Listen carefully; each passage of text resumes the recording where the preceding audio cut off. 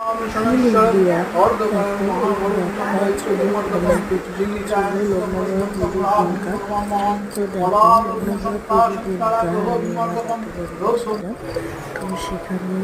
লোহার পুজোর জোগাড়গুলো করেছিলাম এবং পুজো হচ্ছিল, তো তারই কিছু ভিডিও শুট করা ছিল, তো সেটা থেকে তোমাদেরকে শেয়ার করছি। দেখো পুজোটা কেমন হচ্ছে, পুজো শেষে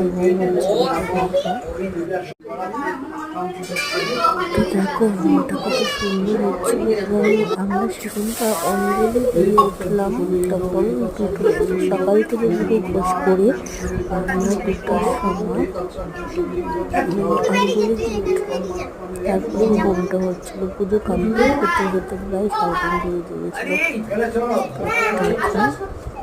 ঘুমটা সুন্দর হচ্ছে, তাই না?